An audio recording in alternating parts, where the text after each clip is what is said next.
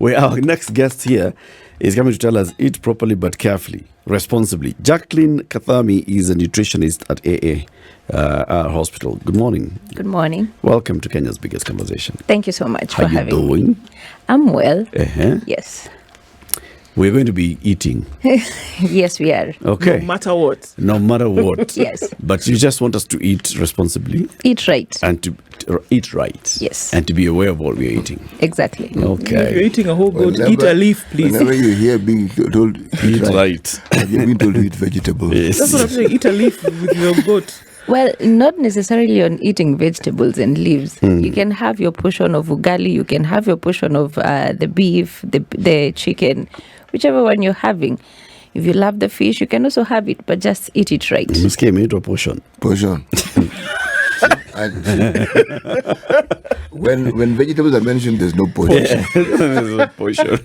Technically, for the vegetables, Yeah, portion. the vegetables do have portion sizes also. Yes. Okay. You'll tell us about it. Jacqueline, this week, apart from yesterday, we've been doing Christmas carols. So Ndu told us from Jamhuri Day, we start counting 12 days of Christmas. They're supposed to end on Sunday Christmas Day. or Monday. It's Christmas Day. They're supposed to end on Christmas Day. You should have started the day after Jamhuri. But hey, It's okay. Should have started then. All right.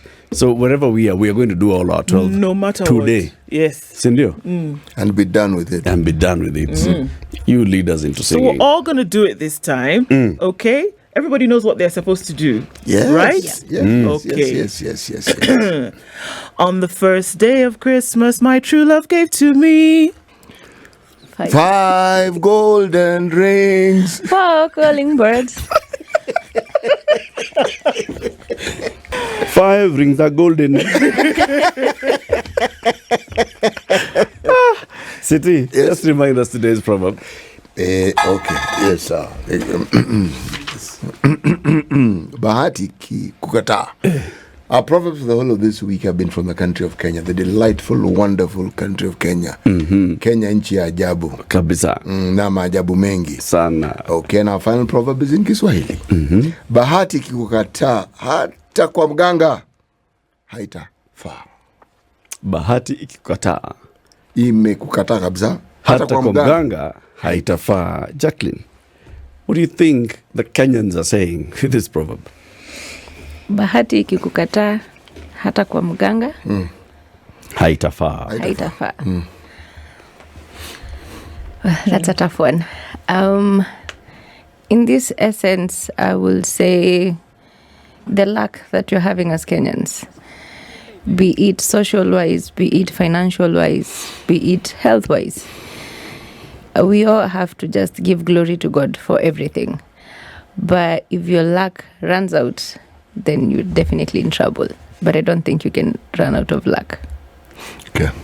Luck here, I think, is synonymous with blessings, correct? Yes. And the Lord is never short of blessings. That I'm told, and yes, I'm told they're new every morning. Definitely. Yes. Edna has a new version of that proverb. Hii imeenda.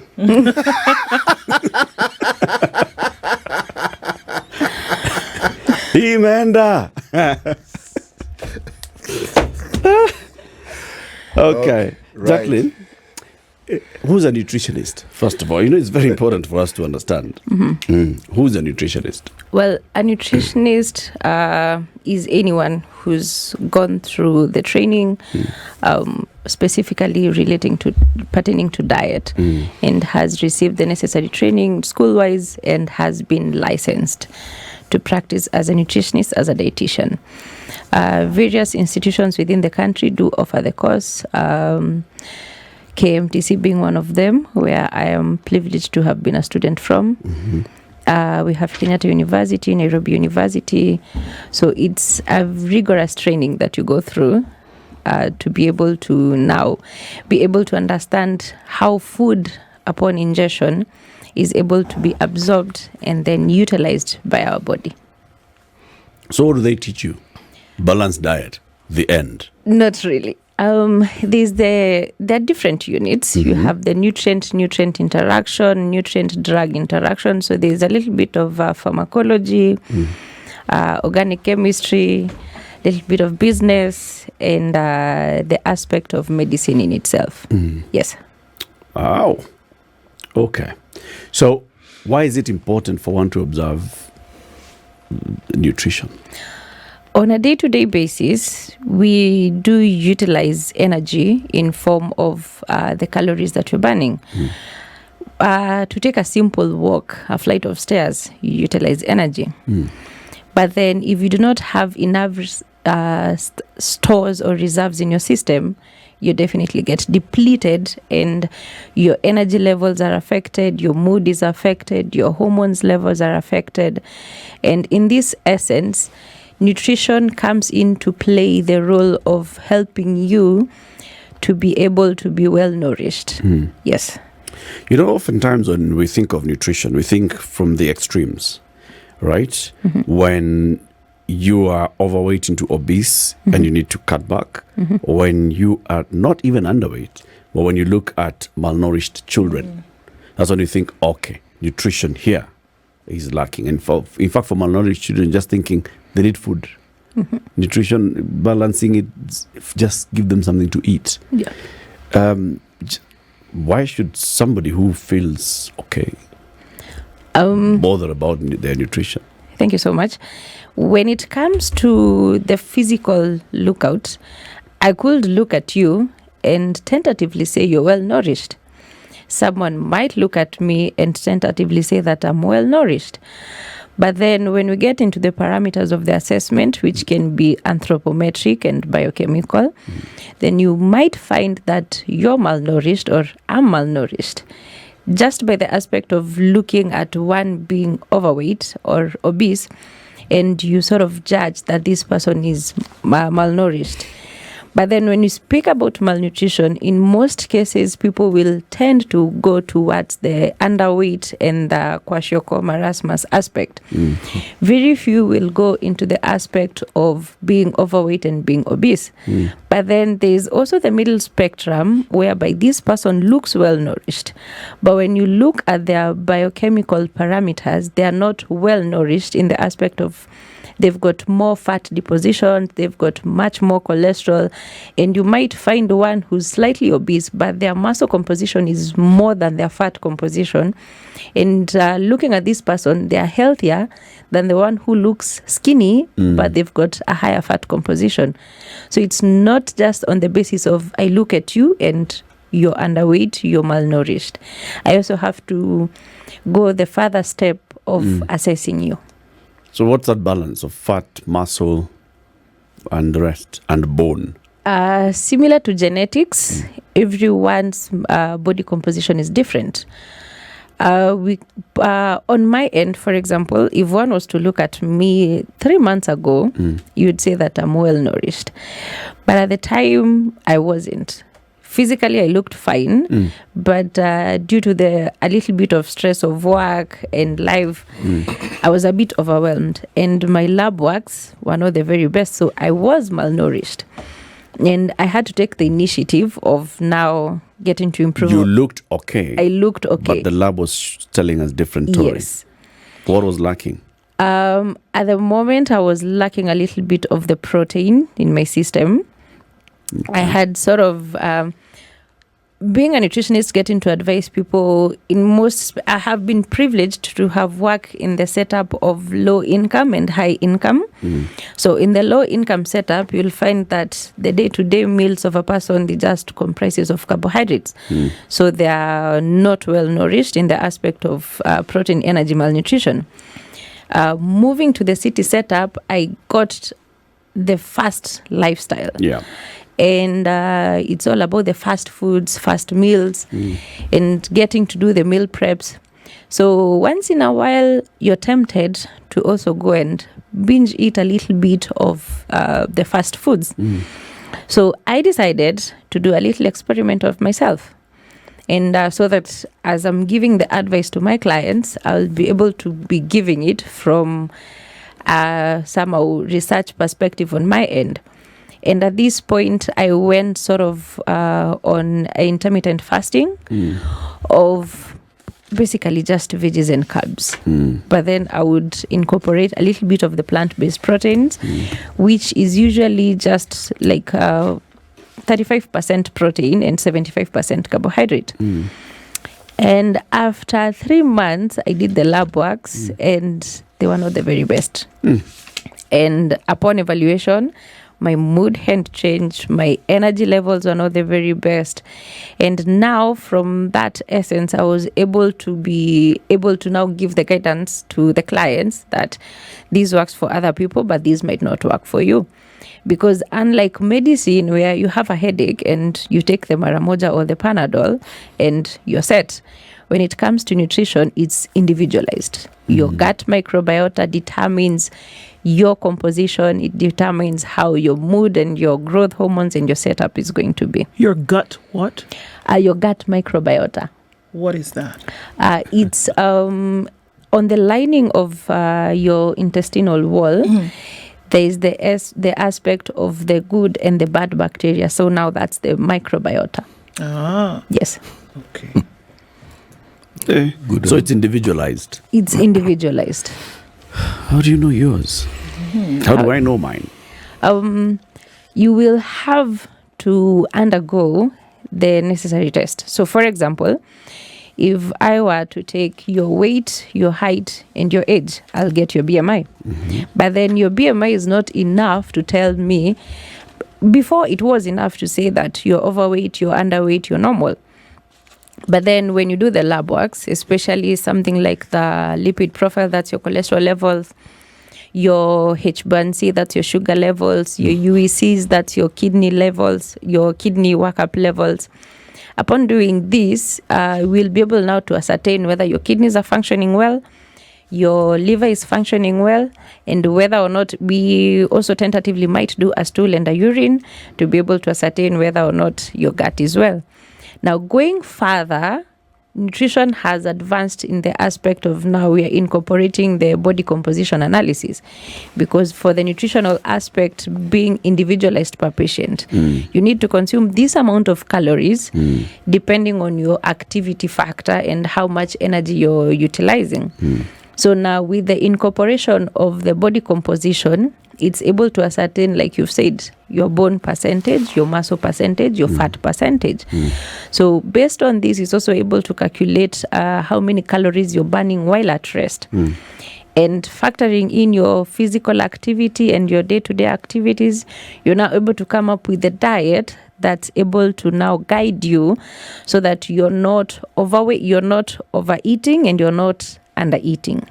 Yeah. Okay. Most times when you're like, so here we are, and we're basically saying you can be guided.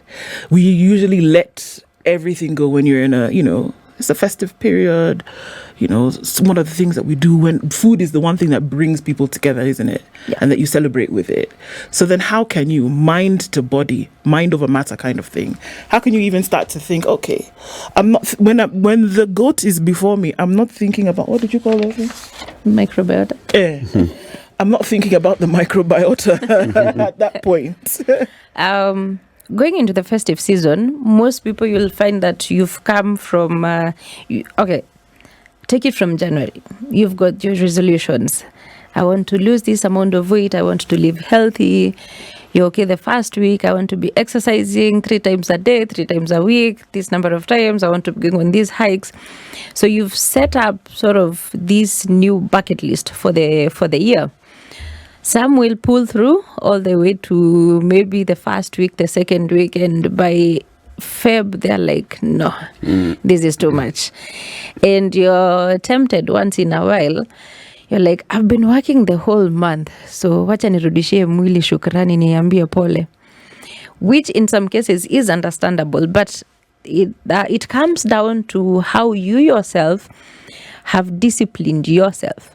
Because it's all about the mindset. Yes, that goat is there. That chicken is there. That fish is there. But then you know yourself more than anyone else. Probably for the married, the wife knows the husband much more, but I don't know on that perspective. But on an individual basis, you know yourself more. So in this aspect, if you've been on follow-up at the hospital, maybe for a certain condition diagnosis, or you've been on the healthy lifestyle change, at this point, it's your discipline and your diligence that's going to drive you. And you will find that if you've been on the fast track of the very unhealthy lifestyle, and now you're back to the good lifestyle, you wouldn't want to go back to where you're from. So I would say it's all about the discipline and the diligence. Yeah. Yeah. Jacqueline Kathomi, nutritionist at AAR Hospital, is here to advise us about eating right over this Christmas period. So you've given us the background. So when it comes to eating right, how should I know what eating right? Thank you so much. On this aspect, you look into, I call it a triangle. On the far corner, take it on the appropriate calories. Left or From right? where? So it's a triangle. Okay. So sort of like invert it. So we invert So- the triangle. So on this corner, on this corner, The right corner. on the right corner, Right. take appropriate calories. Calories. On the left, take appropriate macronutrients. And then on the middle, at the bottom, take appropriate micronutrients. So for the calories, it's the whole plate. Okay. For the macronutrients, that's your carbohydrates, that's your protein, and that's your fats. So your carbohydrates, that's your ugali, your chapati, your rice, your matoke. For the proteins, that's your meat, that's your beef, that's your kuku choma, that's your mbuzi choma. Pork. And then, exactly. That's good. And then on the At the bottom, bottom? now that's your fats. Now you want to have the good fats, where you can get either from the nuts, from the olives, or even avocado. Avocado. What's the other name for it? Eh? Guacamole. Oh, avocado. Magunagui.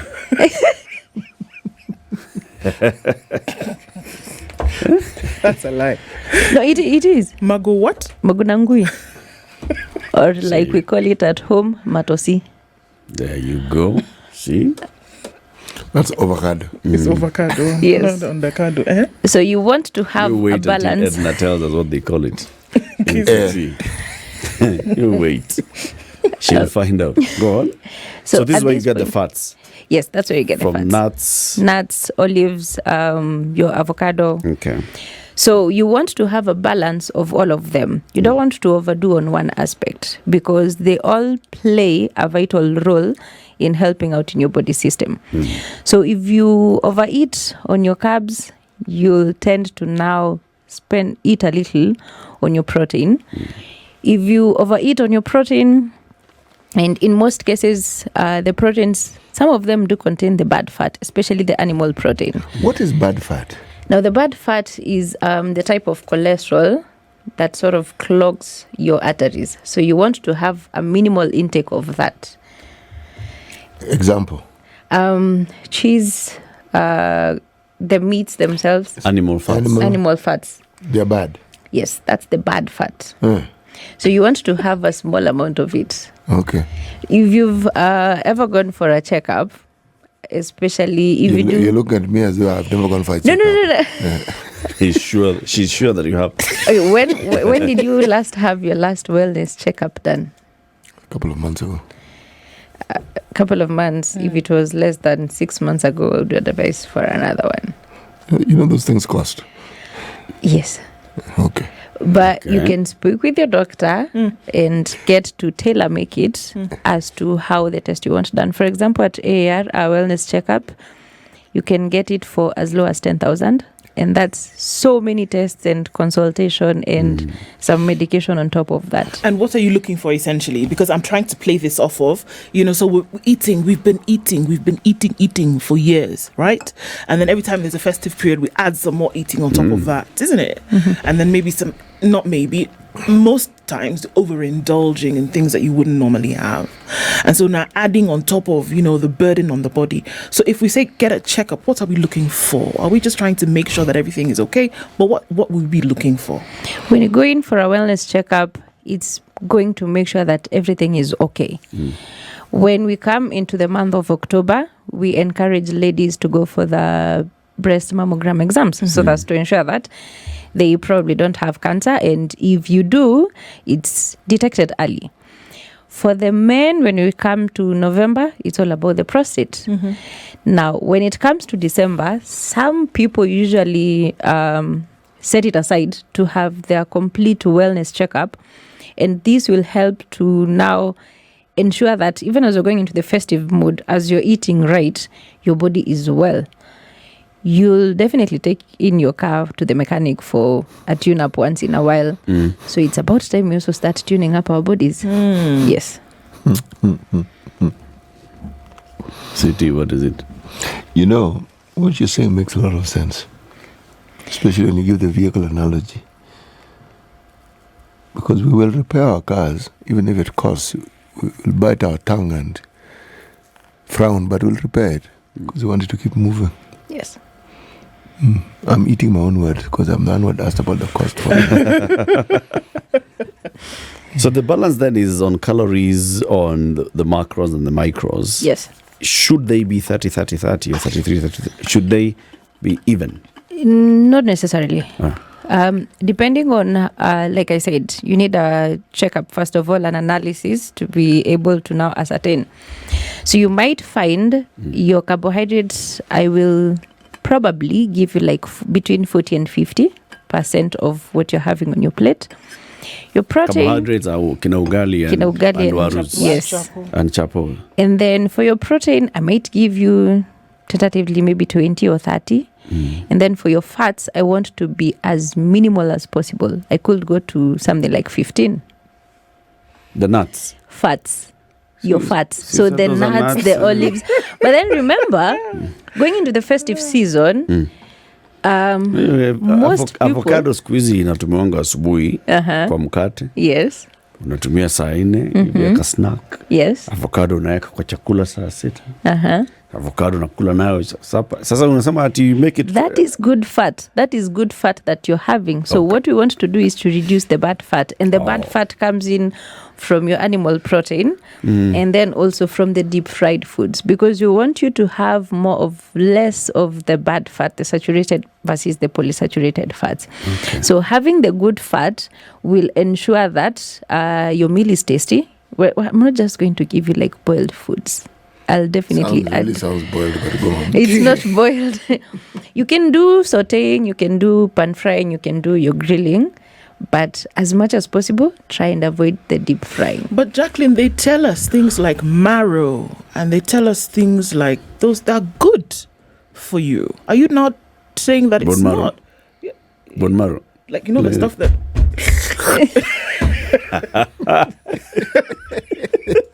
Then now you're telling us that this is bad. Are they not good? Like collagen building and things like that. They're But good. Now we are saying that They're good, Yeah. but it's in moderation. So animal fats are not bad. They're then. not all bad. So they can actually be good for you in moderation. Yes, in moderation. Can we be realistic about this conversation? Okay, this is the festive period. Yes. The plates that you have in front of you, whether you don't know whether it's Wednesday or Thursday, you've been called where? You're eating. Which day are we? We don't know. Let's go. It's 12 o'clock. We're eating breakfast. Lunch is at 1. We've not had breakfast. We must eat breakfast before lunch. That kind of thing. You're not thinking about 30% on that plate being protein or 30% being carbohydrates. Is there a way we can temper it so that we then say, because now we also have people who get into this obsessive calorie counting, portion counting, it must be like this, I don't know, wait until the last thing. And then we say, how do we create a balance then between actually enjoying your food and still being a responsible eater to then take care of yourself? Because the obsession also, in many cases, has been also called a mental disorder. Yeah.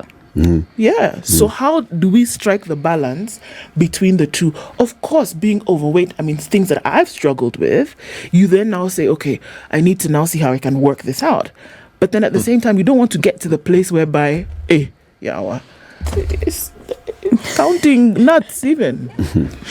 I had 3 nuts today. I can't have any more until tomorrow. I mean, how do we create the balance, I guess is my question. Okay, in creating the balance, you want to have, you want to enjoy your choma, you want to enjoy your ugali or your fries, whichever it is that you're having.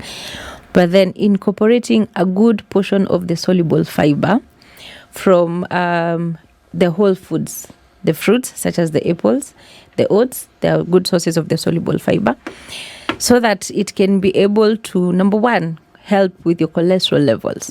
Because what the soluble fiber does is that it helps to trap the cholesterol and helps to excrete it from your system. So incorporating a good soluble fiber in your diet, incorporating a high fiber. Now, when it comes to the festivities, we've got different setups. You might find that if you've gone for a retreat out as a family, maybe the lunch section is all about a buffet setup. Yeah. So, and they'll first of all begin with your carbohydrates, your rice, your ugali, your chapati. And then for your proteins, they might have the traditional mixed stew veggies, the peas, the beef, and some potatoes and carrots. And then you also have your other proteins of maybe chicken, maybe fish, maybe lamb, maybe liver. And then on the far end, they have a small portion of the veggies. Veggie salad kidogo tu. Sprinkling just a little bit, or Meshiri. unamua ni kachumbari kidogo, which is also okay. But then when you're looking at all this setup and into the festive season, most people will just eat and then relax. Yeah. You're not doing much. You're just cooling your body at that point. Now, the amount of calories that you're going to consume from your rice, your ugali, your chapati, and then you go and top up with the meat. And at the end of it, you say like, wacha ni teremshe na kasoda, wacha ni teremshe na kajuice hivi. You've consumed so much, but then your physical activity is limited. Okay. So I would encourage having a slightly more active lifestyle, even as you go into the festive season. Like if you eat, then you dance. That Something can like work that. in. Look, for example, like the Western setup. During the Thanksgiving season, you'll find that they've got these games prior, as maybe the ladies are cooking, the men are out playing football, and then they'll just come back to eat. But in the Kenyan setup, ladies are cooking, men are grilling the Drinking. choma, Okay. and definitely some will be drinking. And after eating, the ladies go back to do the dishes. The men are still with a little Drinking. drinking, yes. And after that, it's back to home. But then look at the children. Running everywhere. They're running around. Prior to the cooking, even during eating, you'll be like, mwambie akuje kwanza akule ndiye arudi akacheze. Some of them, you'll stuff the food into their mouth and they'll be out running around and come back when they've now swallowed. So for them, they're still burning up their calories, which is why it's very rare for you to find children in the rural setup who are overweight, who have got bad cholesterol. But then come to the city setup. You have your fries, you have your chicken in, you have your pizza. You're eating, you're on your laptop, you're on your iPad. To go one flight of stairs is an issue. You have to take the lift. To go to the neighbor just to ride the bike, it's an issue. You have to take an Uber. To the neighbor. Yeah. And it's not just about what you're going to eat. It's about how are you going to utilize it. You cannot fuel your car and leave it at the parking lot. But You'll then- definitely take it for a test drive. So same case to your body. Fuel it and take it for a test drive. Jacqueline, it is just 3 weeks at most. Right? At most, it's 3 weeks over this period. You are limited in how much you can eat anyway. But then, even if you're eating and you just, you let loose a little bit, Jan is coming, and Jan, you know what happens in January. Yes. Wouldn't it be able to balance it out? Not necessarily. January utakuwa ukitafuta nyama, hauioni. There is the notion that December tunakula kuku, January tunakula kama kuku. So Utakula mboga January. Mboga pia ni mzuri. Yeah, mboga pia ni mzuri. January. But then when it comes to the festive season, you have to balance it out. January, you're complaining that nimekula mboga sana, naweza pata kanyama wapi, naweza pata kamayai wapi to get that extra protein. Not remembering that in December, you overindulge in the protein setup. you overindulge in the a little bit of the carbohydrate setup. So I always say that one mistake can cost you. So always just be careful. That one drink can cost you your life. That one fry could possibly be the one that ends up clogging your arteries. So just be careful and not overdo it. So it's not about, yes, we're living in the moment, but we also have to be thoughtful of what lays ahead. So instead of overindulging in December na kukula kuku zote December, spread them out. Kula kidogo sahi, hiyo ingine bakisha utakula Januari. Au bakishi si yako. Umeitwa mahali. Can't tell them ni January. But then the main message here is watch what you eat. Yes. Basically, watch your lifestyle over this time. Over Be this period. moderate. Be moderate in everything. Yes. Right? As you eat, make sure that you have physical activity as well, exercise and all. That also burns your calories. And observe what you're eating. Be mindful of what you're eating. Is that as easy as is being said, Ziti? No, it isn't, because the problem with this season is people get to invite you, or people get to visit you, and people eat and they want to drink. But it's worse when you're invited, because when you're invited, you're expected to eat. People take offense if you don't gobble up a lot of their food. So the question is, how do you explain the quantities that you're going to eat and what it is you choose to eat? Yeah. But perhaps even more daunting is we are actually asking people to reconsider the traditions they've had with regards to Christmas. It's like now, bus terminals are chock-a-block with people wanting to travel, which means the roads are already clogged up, okay, leaving Nairobi. Then they'll be clogged coming back. The arteries she's speaking of, the roads are a good analogy. Quite. Yes. Because when you take the unnecessary step of consuming all these things, you are going to congest that passageway. And your blood is going to have a problem. Your blood vessels are going to have a problem. Somewhere along the line, something's going to give. Yes. And yet, you could eat a little bit today, eat a little bit more tomorrow, eat a little bit more the day after. You'll be fine. And you'll be fine. Yes. And drink a lot of water while you're at it. Oh, my friend. Definitely. I drink a lot of water. Surely. So you talk about the importance of doing these checkups, okay? Yes. For nutrition-wise, what's the most important? What should I go and ask when I go for my next check? What should I look out for? Number one, when it comes to the wellness checkup, factor in your family history. So if there is family history of diabetes, stroke, or cancer, that should be one of the tests that you should request for. And by family here, what do we mean? Your parents, your grandparents, probably your siblings. So you need to be on the lookout for that, so that upon this assessment, if there's that family history of it, it can be detected or it can be found way early. For the diabetics, for example, you can come in, for example, at AAR, we have that wellness checkup. So they're usually categorized in terms of the age. So there are tests that we would recommend for the younger age, but there are tests that we would recommend for the older age and wouldn't recommend for the younger age. For example, prostate cancer, it's very rare for you to find a 30 or 20-year-old with prostate cancer. But for a 50 plus, there's a possibility. So for the checkup, having to know, one, your family history, that's key, number one. Number two, your lifestyle. If you know you live more of an office setup lifestyle, you come from home, report to work, you're seated at the office, You're seated all throughout the day. Probably you'll take maximum of 20 steps the whole day. And when you're leaving work, you use the lift and get into a car, drive to the house. So there's a lot of sitting.